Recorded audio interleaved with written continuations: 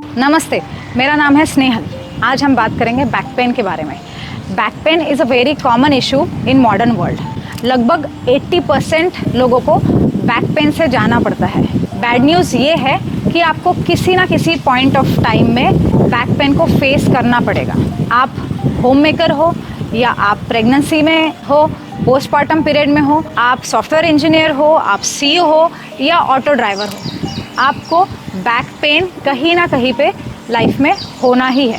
But good news इस पे solution है, और अगर आप सही टाइम पे ध्यान दें तो ये एक मेजर कंसर्न नहीं है। बैक पेन के अनेक रीजंस हो सकते हैं: injury, accident, trauma, degeneration of spine. But there are two major reasons of back pain which are most common. First reason is incorrect use of your back or bad posture while lifting the weights, while doing your daily work or while exercising.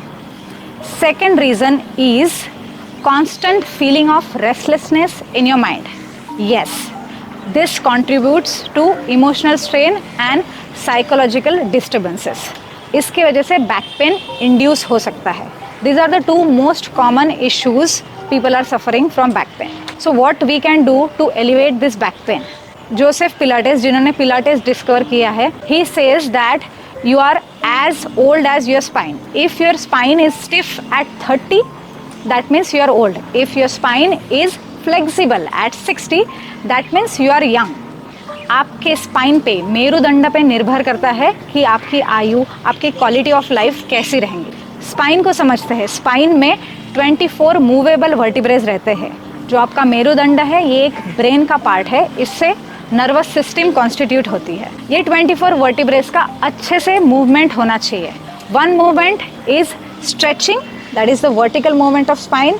One movement is front bending and back bending. Other movement is lateral bend, side bends, and the fourth movement is twisting, clockwise twisting, anti-clockwise twisting. अगर आप किसी yoga class में जाते हैं या किसी से exercise का गाइडेंस लेते हैं या आप आपके बैक पेन को खुद होकर डील करना चाहते हैं, तो ऐसे सारे मूवमेंट्स का आपको आपके एक्सरसाइज में इंक्लूजन करना चाहिए। आइए हम समझते हैं कुछ आसनास जिससे आपको बैक पेन में रिलीफ मिल सकता है। अगर आपको लोअर बैक पेन है, मिडल बैक पेन है या अपर बैक पेन है, हर कोई ये आसनास कर सकता है। जस्ट एक सावधानी, अगर आपकी सर्जरी हुई है, आपको स्पॉन्डिलोसिस है, सायाटिका है या फिर कुछ मेजर स्पाइन प्रॉब्लम है, तो आपके डॉक्टर को कंसल्ट करके ही ये आसनास करने हैं। लेट्स स्टार्ट विद द आसनास for back pain. First asana is child pose. Child pose में आपके स्पाइन को एक अच्छे से खिंचाव मिलता है, सो आपके स्पाइन में जो गैप है वो इंक्रीज हो जाती है, स्पाइन को अच्छी स्पेस मिलती है।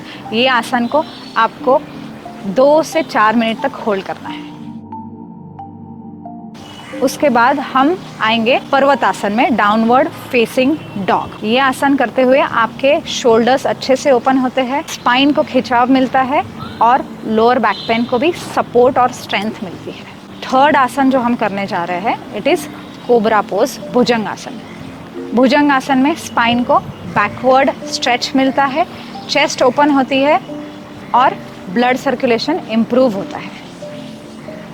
फोर्थ आसन that we are going to do is halasana with wall support.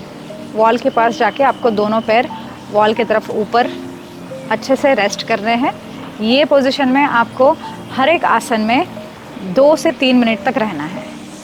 आपसे ये सारे आसन होने के बाद just lie down on your mat, keeping your spine straight, relax on hard floor and just close your eyes and visualize breathing in, breathing out via spine.